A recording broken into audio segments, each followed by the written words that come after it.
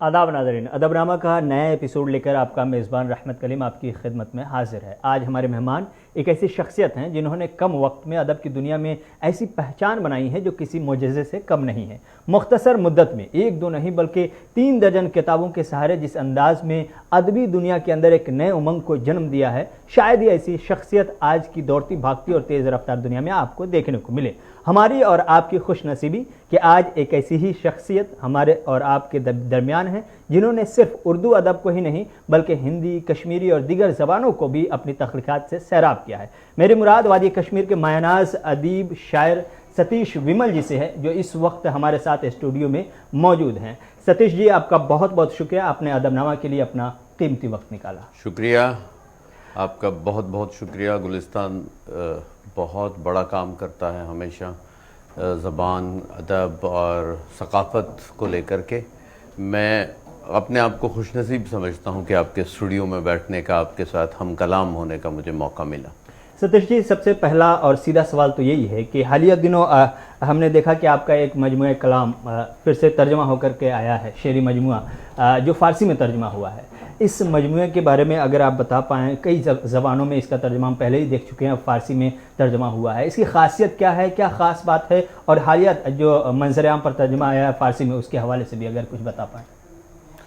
ये उर्दू में पहले छप चुका है, कश्मीरी में पहले छप चुका है, अंग्रेज़ी में इसका ट्रांसलेशन आ गया है, पंजाबी में इसका ट्रांसलेशन हो गया है।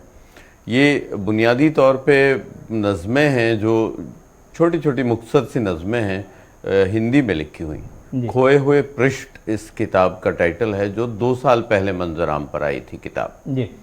सिर्फ 2 साल के अंदर इस किताब के 6-7 ट्रांसलेशंस अभी तक छप के लोगों तक पहुंच चुके हैं और 5-8 ट्रांसलेशंस पे लोग काम कर रहे हैं। मेरी खुशनसीबी ये है कि जिस ज़ुबान से मैं बहुत इश्क करता रहा हूँ बचपन से लेके आज तक, वो किताब है, वो ज़बान है फ़ारसी जी। और फ़ारसी में इस का ट्रांसलेशन हमारे बहुत अच्छे फ़ारसी के स्कॉलर और माहिर ज़बानदान डॉक्टर मोहम्मद इब्राहिम वानी ने किया है, जिन्होंने दिल्ली यूनिवर्सिटी के पर्शियन डिपार्टमेंट से पीएचडी करने के बाद अब वो स्टेट में हायर एजुकेशन में पढ़ाते हैं। लेकिन जब उन्होंने तर्जमा किया तो मैं भी इस बात से थोड़ा सा कतराता था कि पता नहीं मयारी होगा कि नहीं होगा, क्योंकि एक फ़ॉरेन लैंग्वेज है और फ़ारसी की एक इतनी ज़ोरदार ट्रेडिशन है। लेकिन मुझे बड़ी खुशी हुई कि कुछ देर बाद ही मुझे जो ईरान एम्बेसी में कल्चरल विंग के, रिसर्च विंग के डायरेक्टर हैं डॉक्टर एहसानुल्लाह शुक्रल्लाही साहब, तो उनका फ़ोन आया जी। उन्होंने कहा कि मैं बहुत एक्साइटेड हूँ, एक मुद्दतों के बाद जिस विरासत को हज़रत अमीर खुसरो ने, हिंदुस्तान की विरासत को, प्रोफेसर ताराचंद ने जिस विरासत को फ़ारसी ज़बान में मुंतकिल किया था और फ़ारसी को मालामाल कर दिया था, आज बहुत मुद्दत के बाद आपकी नज़मों के ज़रिए से हम फ़ारसी वाले ख़ुद को खुश नसीब समझते हैं कि आपकी नज़में हमें पढ़ने को मिलेंगी। और उनका कहना था कि जो रवायत सादी की है, ख़याम की है, जो मौलाना रूम की है, उस रवायत के बहुत नज़दीक के जो शेरी इजहार हैं वो आपकी नज़मों के ज़रिए हमें मिले हैं, इसलिए हम इसको फ़ारसी दुनिया तक पहुँचाने में ख़ुद सही कर रहे हैं। और ये इसी एम्बेसी के ही कल्चरल सेंटर के ज़रिए से छप के आई है किताब। उन्होंने इसका एडिटिंग किया है, जो मोहम्मद इब्राहिम वानी ने इसका ट्रांसलेशन किया। और ये एक छोटी सी तकरीब और बहुत बावकार तकरीब, जिसमें ईरान से और हिंद के फ़ारसी के जानने वाले बहुत बड़े जयद उलमा की मौजूदगी में ये किताब रिलीज़ हो गई। मैं ख़ुद को खुशनसीब समझता हूँ कि मुझ जैसा एक छोटी सी मकामी हिस्स और आगही से पैदा हुआ एक शख्स, लेकिन एक बहुत बड़ी रोशन और ताबंदा दरख्शां रवायत का अमीन कैसे बन गया, ये अल्लाह का करम है और उन सूफिया की तालीमात का नतीजा है, उस इल्मी रवायत का नतीजा है जो मेरे پیچھے ایک میرا جو ہولڈنگ گراؤنڈ بن کے رہ گیا ہے جس پہ میں کھڑا ہوں، جس زمین پر، اس کو زرخیز کیا ہے اس علم و آگہی نے، جو علم و آگہی ہزاروں سال سے ساری دنیا کے لیے روشن مثال رہی ہے، جسے شاردا پیٹھ کہے ہیں۔ اور اس لیے مجھے لگتا ہے کہ میں ممنون ہوں ان ترجمہ کاروں کا، ان لوگوں کا جنہوں نے مجھے دوسری زبانوں تک پہنچا کر کے مجھے وقار بخشا ہے، میری زبان کو وقار بخشا ہے، اور اس کشمیر کی روحانی روایت سے جنمی ہوئی فکر کو وقار بخشا ہے، جس کا میں خود ایک چھوٹا سا حصہ ہوں۔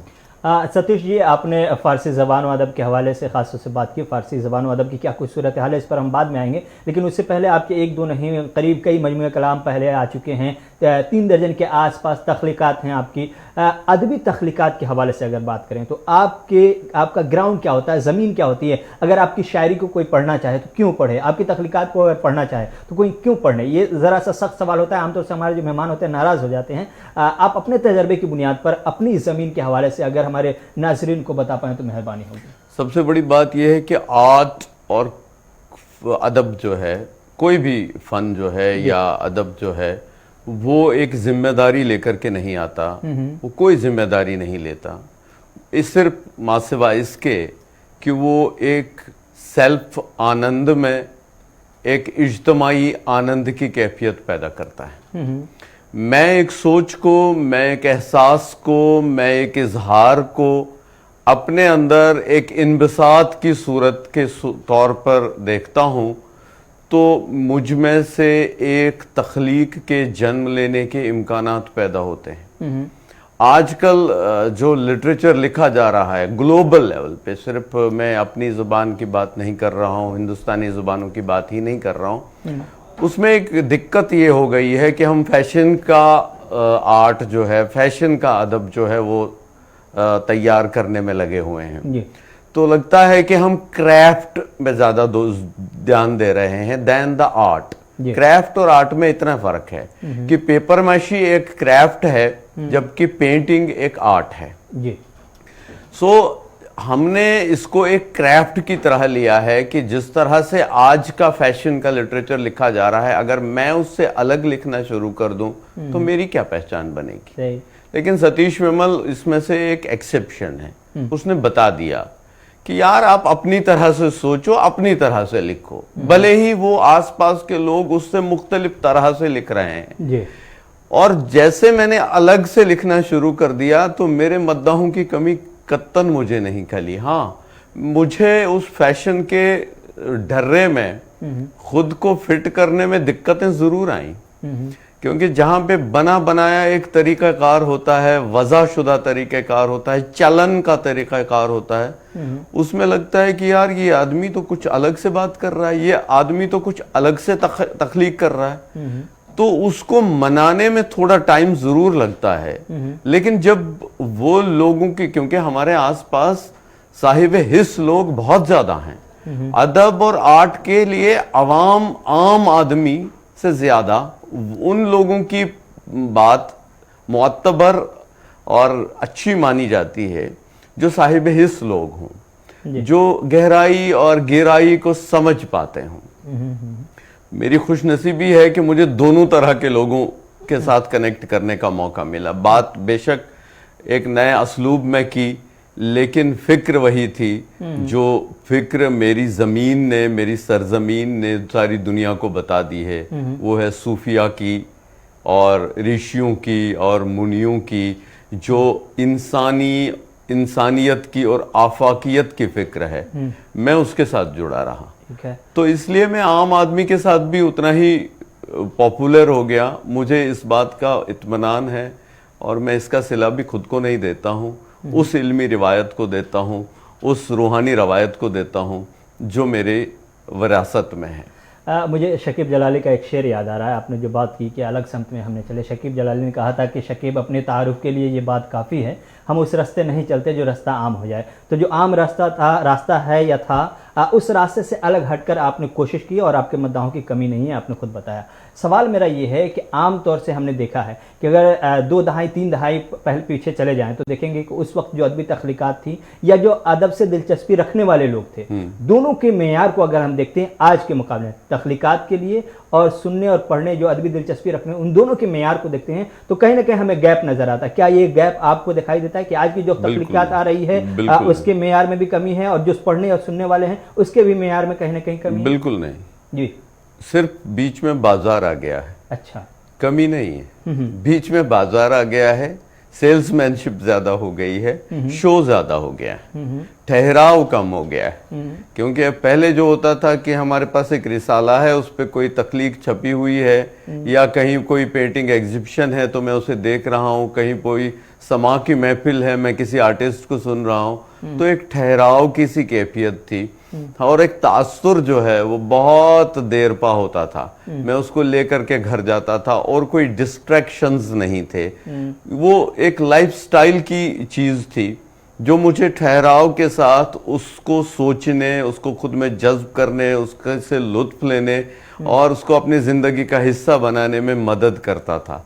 इसलिए मुझे वो शेर याद रहते थे, इसलिए मुझे वो पेंटिंग याद रहती थी, इसलिए मुझे वो आर्टिस्ट याद रहता था जो मेरे सामने परफॉर्म करता था। लेकिन आजकल क्या है कि मैंने एक अच्छी तख्लीक सुनी, उसके बाद 1 मिनट के बाद मैंने अपना सेल फोन उठाया और पता नहीं फेसबुक पे 250 और चीजें देख ली।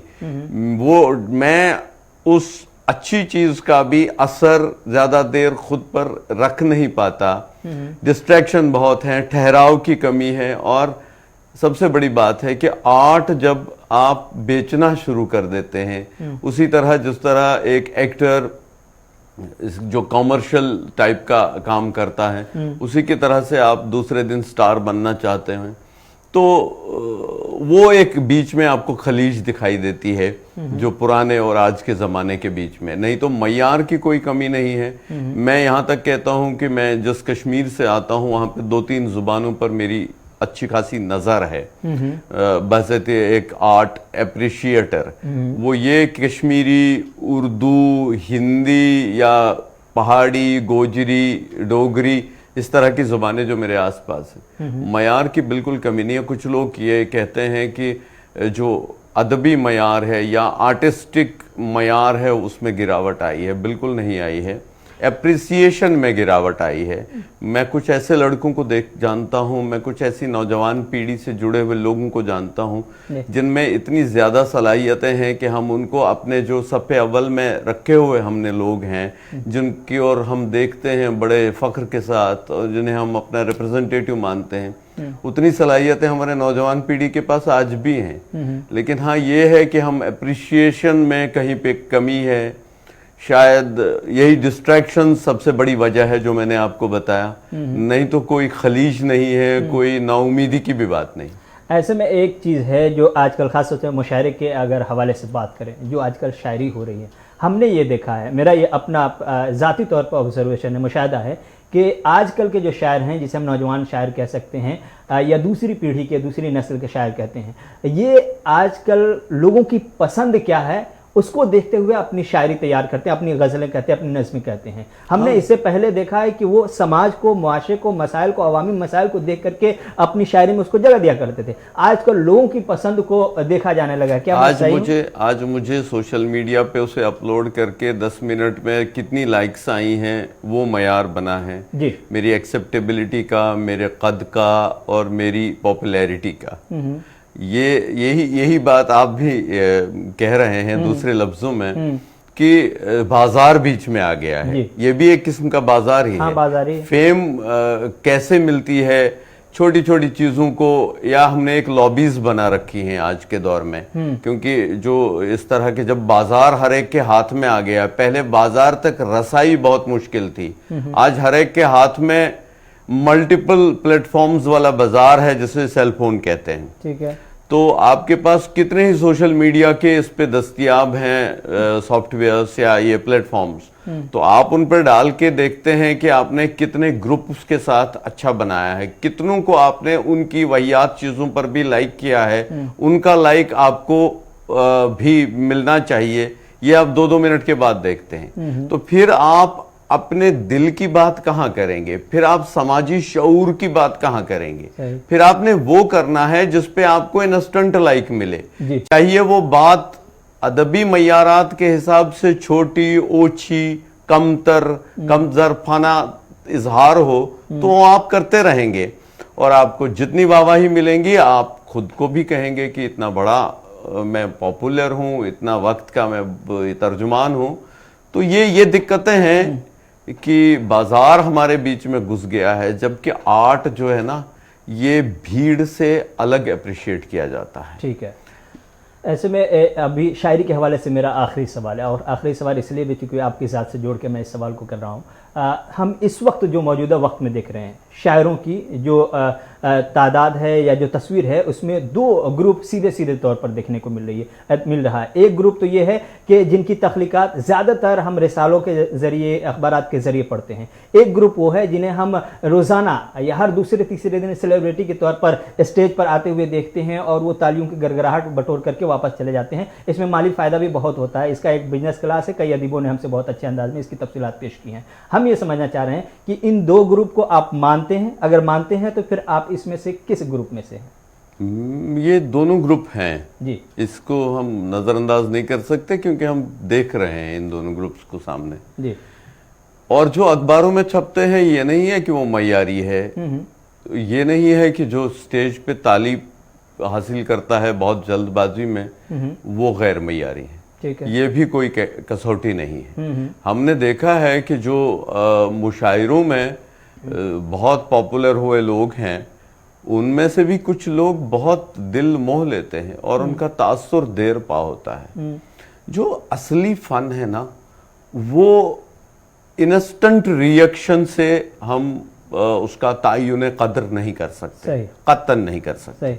اس کا تاثر دیر پا کتنا ہے، کیونکہ لٹریچر اخبار نہیں ہے، آپ کا نیوز بلٹن نہیں ہے کہ آپ نے کہہ دیا مقصد پورا ہو گیا، آپ کی ویورشپ ہو گئی، اور شام کو کیا کریں، اس کے بعد کیا کریں، دوسرے دن اس خبر کی کوئی اہمیت نہیں رہ جاتی۔ بٹ فن جو ہے، ادب جو ہے، لٹریچر جو ہے، وہ دیر پا اثر کا ہی نام ہے۔ اور سب سے بڑی بات یہ کہ ہر کوئی شاعر، ہر کوئی آرٹسٹ اپنے مقامی اثرات اور اپنی مقامی محاورے اور زمین کے حساب سے اظہار دیتا ہے اپنے خیال کو، لیکن اگر وہ مقامیت کے حوالوں کی بیساکھیاں لیے ہوئے ہی کھڑا رہ پاتا ہے تو پھر وہ اپنے علاقے میں ہی محدود ہو جاتا ہے۔ ٹھیک ہے، ہم نے بڑے لوگوں کو دیکھا ہے، ٹیگور سے لے کر کے مولانا روم تک، ہم نے خلیل جبران سے لے کر کے جو لیو ٹالسٹائے تک، ہم نے لوگوں کو دیکھا ہے جو ساری دنیا کے رائٹر ہیں، جبکہ ان کے اندر بھی آفاقی بات ہونے کے باوجود مقامیت کے انگریڈینٹس ہیں۔ لیکن ایک اچھا آرٹسٹ وہ ہوتا ہے جو آڈینس میں بیٹھے ہوئے 10 لوگوں کو یا سوشل میڈیا پہ دیکھ رہے یا اپریشیٹ کر رہے 5000 لوگوں سے باہر جا کر کے سوچتا ہے۔ جب وہ لکھ رہا ہوتا ہے، اگر اس کی نظر میں کوئی ہے کہ میں اس کے لیے لکھ رہا ہوں، اس مقصد سے لکھ رہا ہوں، تو وہ شاید ایک آرٹسٹک تخلیق مانی ہی نہیں جا سکتی۔ اس کی نظر میں ہو کہ پہلے جو میں یہ بات کر رہا ہوں یہ عبادت کی طرح ایک کیفیت انبساط و آنند کے حساب سے تیار کر رہا ہوں، پھر دوسروں کو اس میں شریک کر رہا ہوں۔ یہ عرس سجانے کی بات ہے۔ میں خود اپنے آپ کے ساتھ کسی چیز کا عرس منا رہا ہوں، اس کے بعد اس عرس میں آپ کو شریک کر رہا ہوں اور دوسروں کو شریک کر رہا ہوں۔ ان کی مرضی ہے، جس کو شریک ہونا ہے ہو جائے، مزہ نہیں آئے اٹھ کے نکل جائے۔ عرس سجانے والا یہ نہیں دیکھتا ہے کہ وہ بھیڑ میں آیا ہوا آدمی کتنا آنند لیتا ہے، کتنا نہیں لیتا، اس کو عرس سجانے سے مطلب ہے۔ اب فارسی زبان و ادب کے حوالے سے آپ کی شعری مجموعہ کا ترجمہ آیا فارسی زبان میں.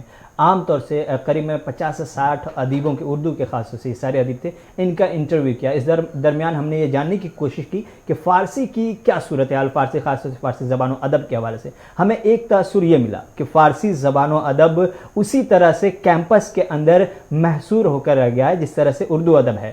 کیا آپ مانتے ہیں کہ یہ فارسی زبان و ادب صرف اور صرف یونیورسٹیوں کے کیمپس تک ہی محدود ہے؟ بالکل، ہند میں تو ایسا حال ہے جی، لیکن ہاں پرشیا میں ایسا حال نہیں ہے. اور پرشینز جو پوری دنیا میں پھیلے ہوئے ہیں وہ تو اسے استعمال دن میں اسی طرح کرتے ہیں جس طرح وہ سانس لینے کا استعمال کرتے ہیں. تو اس لیے وہ زبان ابھی زندہ زبان ہے. اس زبان کا حال ابھی سنسکرت جیسا نہیں ہوا کہ اس کے بولنے والے، اس کو برتنے والے لوگ نہیں رہے. لیکن ہاں ایک خوش نصیبی کی بات ہندوستان کے لیے نئی تعلیمی پالیسی میں پیدا ہوئی ہے. ٹھیک ہے، اس کے لیے تو ہم شکر گزار ہیں سرکار کے. وہ یہ کہ انہوں نے فارسی زبان کو انڈین زبانوں کا دائرے میں رکھا ہے. وہ ایک فارن زبان اب نہیں ہے. صحیح. جیسے ہی نئی ایجوکیشن پالیسی دیش بھر میں لاگو ہوگی تو آپ کے اسکول میں، بیسک اسکول میں آپشن آپ کو ملے گا کہ آپ فارسی کا انتخاب کر سکتے ہیں. اور سرکار کے لیے مینڈیٹری ہے کہ وہ آپ کے لیے اسکول میں فارسی پڑھانے کا انتظام کریں اگر آپ کے پاس ایک خاص پرسنٹیج بچوں کی ہے. اور کشمیر میں تو ایک بہت پرانی روایت ہے. پورے ہندوستان میں ویسے بہت دیر تک فارسی جاننے بولنے والے لوگوں کی حکومتیں رہی ہیں. اور کشمیر میں تو 600 سال تک لگ بھگ فارسی کا جو دبدبہ رہا ہے، سرکاری زبان رہی اور عام لوگوں کی زبان رہی، ادب کی زبان رہی اور بڑے مکالموں کی زبان رہی، علم و ادب کے اظہار کی زبان رہی. تو مجھے لگتا ہے کہ کشمیر جیسی جگہ پر بہت سارے لوگ جو ہیں اس کو آپٹ کریں گے نئی ایجوکیشن پالیسی سے. انڈیا میں بھی ٹھیک ہے، جب یہ عام لوگوں کے ساتھ جڑ جائے گی تو پھر یہ روزگار کے ساتھ بھی جڑ جائے گی. اور جب اس طرح کے چیزیں جو ہیں کسی بھی زبان کے ساتھ منسلک ہو جاتی ہیں تو وہ زبان آگے بڑھ جاتی ہے. جیسے انگریزی آپ پڑھیں گے تو آپ کو بہتر نوکری ملے گی. آپ انگریزی پڑھیں گے تو آپ کے روزگار کمانے کے چانسز ورلڈ اوور زیادہ ہو جائیں گے. تو اس لیے آپ انگریزی پڑھتے ہیں نا. تو جب روزگار اور اس طرح کی جو کیریئرز ہیں آپ کی زبانوں کے ساتھ جڑ جاتے ہیں تو اس کے بڑا ہونے کے، اس کے ترویج پانے کے امکانات اور زیادہ روشن ہو جاتے ہیں. اردو زبان و ادب کی طرف آنا چاہوں گا چونکہ اردو زبان و ادب میں روزگار کی بڑے پیمانے پر کمی ہے، دوسری زبانوں میں بھی ہے، لیکن اردو کو لے کر کے خاص طور سے اس لیے بھی جاننے کی کوشش کر رہے ہیں کیونکہ جموں کشمیر میں ایک بڑی آبادی ہے جو اردو زبان بولتی ہے، پڑھتی ہے، لکھتی ہے. اور ہندوستان کے اگر منظرنامے کو دیکھیں تو ہندوستان میں بھی ابھی بھی ایسی آبادی ہے جو اردو میں دلچسپی رکھتی ہے اور بڑی تعداد میں آپ PhD ہولڈر کو دیکھیں گے کہ وہ بے روزگار ہیں. اردو زبان و ادب کی ایک تو آپ موجودہ جو صورتحال ہے اس پر تبصرہ ضرور کیجیے اور یہ بھی بتائیے کیا اردو کے ساتھ ساتھ فارسی کے ساتھ ساتھ اردو کو بھی روزگار سے جوڑنے کی کوشش ہونی چاہیے تھی یا ہو جانی چاہیے تھی یا اب کرنے کی ضرورت؟ بالکل بالکل ضرورت ہی نہیں. اس میں جو نئی ایجوکیشنل پالیسی ہے اس میں تو ان چیزوں کے لیے امکانات بہت زیادہ روشن ہیں. اس لیے میں نا امیدی کی بات کبھی نہیں کر سکتا. اب ہاں لیکن نا امیدی ہمارے کردار میں ہے، ہمارے جو سلوک میں ہے زبانوں کے لیے. آپ دیکھیے کہ آپ کسی بھی پرشین نوئنگ آدمی سے بات کریے، آپ اسے انگریزی میں بات کریے کیونکہ آپ کو پرشین نہیں آتی، لیکن اس کا جواب پہلی جو اولین فرصت میں آئے گا وہ پرشین میں آئے گا. آپ اس کو معلوم ہے اسے پرشین نہیں آتی، یہ انگریزی میں میرے سے بات کرنا چاہتا ہے، لیکن اس کے منہ سے نکل جائے گی تب بھی پرشین، اس لیے کہ وہ پرشین زبان سے اس قدر محبت کرتا ہے جس قدر وہ اپنے وجود سے کرتا ہے. ہمیں خود اپنی زبانوں کے ساتھ اس طرح کا برتاؤ کرنے کی، آپ جموں کشمیر کی بات کر لیجئے نا، پہلی بار جموں کشمیر کی تاریخ میں کشمیری ڈوگری زبانوں کو سرکاری زبان کا درجہ حاصل ہوا. ٹھیک ہے، لیکن آپ مجھے بتائیے کتنے لوگوں نے سرکاری درخواستیں دفتروں میں، کتنے لوگوں نے کمیونیکیشن کے جواب کشمیری اور ڈوگری میں دیے؟ نہیں دیے ہوں گے. اور جہاں وہ لوگ دیں گے، مجھے یاد ہے کہ میں کچھ دن پہلے میرے پاس ایک دفتر کے آفیسر آئے تو انہوں نے مجھے کہا آپ کہاں ہیں، آپ کی مدد کی ضرورت ہے. تو سڑک پہ ایک جگہ ملاقات ہوئی، ہم ٹریول کر رہے تھے، گاڑی روکی وہ ایک درخواست لے کے آئے, کشمیری کسی کو میمو دیا تھا انہوں نے دفتر میں, اس نے کشمیری میں جواب دیا تھا. انہوں نے کہا ہم اسے نہ بھی نہیں کہہ سکتے کیونکہ یہ آپشنل لینگویج, اب کسی سے پڑھوانا ہے. تو اس طرح کی اگر رجحانات بڑھ جائیں ہمارے اپنے عام لوگوں کے, ہر چیز سرکار نہیں کر سکتی ہے, کرنا نا عام لوگوں نے نہیں ہے نا. ہم اپنے گھروں میں زبان کو برتنے کا سلیقہ سکھائیں بچوں کو, تو زبان تو آگے بڑھے گی, سرکار روک نہیں سکتی. اور نئی تعلیمی پالیسی میں تو سرکار نے امکانات کی ایک بڑی دنیا کھول کے رکھ دی. آپ نے جموں کشمیر کی نئی زبانوں کے حوالے, سرکاری زبانوں کے حوالے سے بات کی ہے. اب تک کے اس نئے فیصلے سے پہلے تک کے اردو والوں کے پاس ایک خاص بات یہ تھی کہ ایک ہی ریاست ایسی تھی جس کے پاس سرکاری زبان اردو تھی, کہنے کو. اچھا, وہی میں کہہ رہا ہوں کہ ہمارے نوجوان پیڑھی میں کتنے لوگ ہیں جو آج ہے نا, آج اردو بھی تو ہے, اردو ختم نہیں ہوئی نا, اس کے ساتھ کچھ زبانوں کو اور جوڑ دیا گیا. کیوں نہیں جوڑا جائے گا؟ میں دونوں زبانیں جانتا ہوں, دونوں زبانوں سے عشق کرتا ہوں, دونوں زبانوں میں لکھتا ہوں, اور دونوں زبانوں کو سیلیبریٹ کرنا میں اپنا افتخار سمجھتا ہوں. لیکن میں اپنی مادری زبان پر ایٹ دیٹ کاسٹ میں کسی دوسری زبان کو آگے بڑھاؤں اور اپنی مادری زبان چھوڑ دوں, تو یہ بھی کہاں کی ایمانداری ہے صاحب. تو میں یہ کہہ رہا ہوں کہ ہمارے پاس امکانات ہیں, اردو ابھی بھی ہے, کتنے لوگ استعمال کر رہے ہیں. جب لوگ استعمال کرنا شروع کریں گے, ہمارے ہر دفتر میں ایک ٹرانسلیشن سیل بنانا ضروری ہو جائے گا, تو کتنے روزگار کے وسیلے بڑھ جائیں گے. 5 زبانیں, ہماری ایک جگہ ہے جموں کشمیر جہاں پہ 5 زبانوں میں آپ سرکاری کام کاج کر سکتے ہیں. کرنا کن کو ہے؟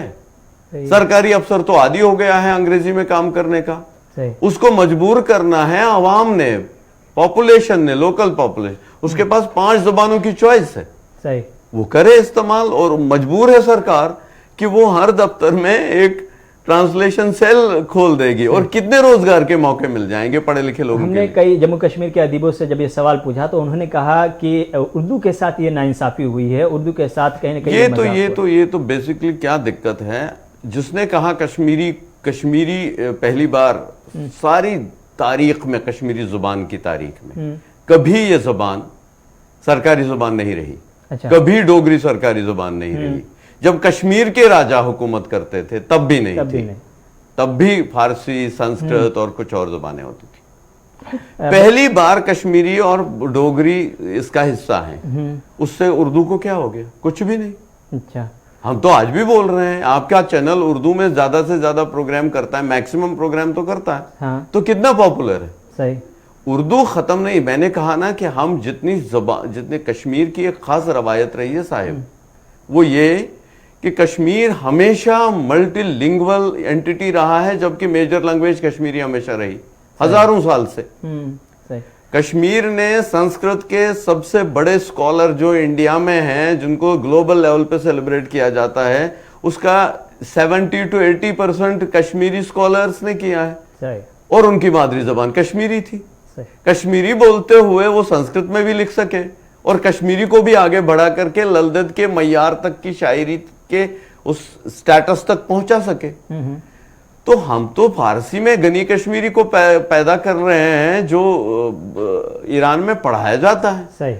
تو ہم نے تو کبھی یہ تعصب دیکھا ہی نہیں ہے. جو اردو کا پروفیسر ہے وہ آ کر کے کہتے ہیں اردو کے ساتھ بڑی ناانصافی ہوئی. میں کہہ رہا ہوں یار, میں نے تو کبھی اردو کسی کلاس میں پڑھی نہیں ہے, میں نے اردو کے اتنے دیوان چھاپ دیے ہیں, میرے گھر میں اردو پڑھائی جاتی ہے, میرا بچہ فارسی جانتا ہے, اردو جانتا ہے, سنسکرت جانتا ہے, ہندی جانتا ہے, وہاں پہ کوئی پرابلم نہیں ہے. تو آپ لوگوں کے ذہن کی پرابلم یہ آپ کیوں بانٹ رہے ہو سیاستدانوں کی طرح؟ ادیبوں اور دانشوروں کا یہ کام ہے کہ وہ سرحدیں مٹائیں, ہم سرحدیں تیار کر رہے ہیں. ٹھیک ہے, ان سرحدوں کی بات کی, ہمارے پاس وقت کم ہے, لیکن 2 سوال ایسا ہے جس پہ مختصراً آپ کا جواب چاہیے ہی چاہیے. پہلا سوال تو یہ ہے کہ آپ کی نظر میں جموں کشمیر کے اندر جو اردو کے ادیب ہیں, کشمیری کے ادیب ہیں, ڈوگری کے ادیب ہیں, یا ان تینوں زبانوں کے جو پڑھنے لکھنے والے ہیں, ان کے سامنے کیا کچھ مسائل ہیں, کچھ ہیں آپ کی نظر میں ایسی دقتیں جس کو حل کرنے کی ضرورت ہے؟ ہاں, کچھ اچھی چیزیں ہو سکتی تھی جو نہیں ہوئی ہیں. ہمارے یہاں ایک ماحول پیدا نہیں کیا گیا ہے. سرکاری طور بھی کچھ کمیاں رہی ہیں, ہمارے ذاتی طور پر بھی کچھ کمیاں رہی ہیں. حالات نے اس پہ بہت بڑا اثر ڈالا ہوا ہے, کیونکہ 3 دہائیاں آپ کسی جگہ پر بد امنی کے جو حالات دیکھیں تو وہاں پر آپ سب کچھ ٹھیک ٹھاک ہو ایسی امید بھی نہیں کر سکتے. ہم امید کریں کہ اگلے دنوں میں ہمارے پاس ایک سازگار ماحول ہو، کیونکہ علم و ادب کی، دانش مندی کی، عقل و دانش کی، آگہی کی، فکر کی بات تب ہوگی نا جب آپ کے آس پاس ویسا ماحول ہو، جب زندگی جینے کی مصیبتیں آپ کے سامنے کھڑی ہوں تو یہ چیزیں تو سفر ہونی ہی ہونی. صحیح ہے.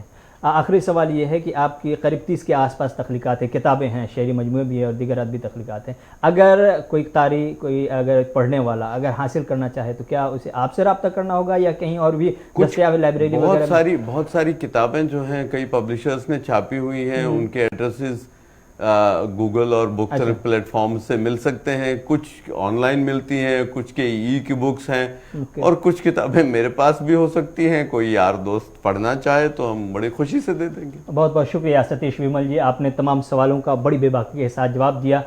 ہم ایسی امید کر رہے تھے کہ یہ انٹرویو اور لمبا ہو، لیکن وقت ہمیں اجازت نہیں دیتا، اس لیے ہم یہیں پر روکنا چاہیں گے. ستیش جی، آپ کا ایک بار پھر سے بہت بہت شکریہ تمام سوالوں کا جواب دینے کے لیے اور ہمارے ساتھ اسٹوڈیو میں موجود رہنے کے لیے.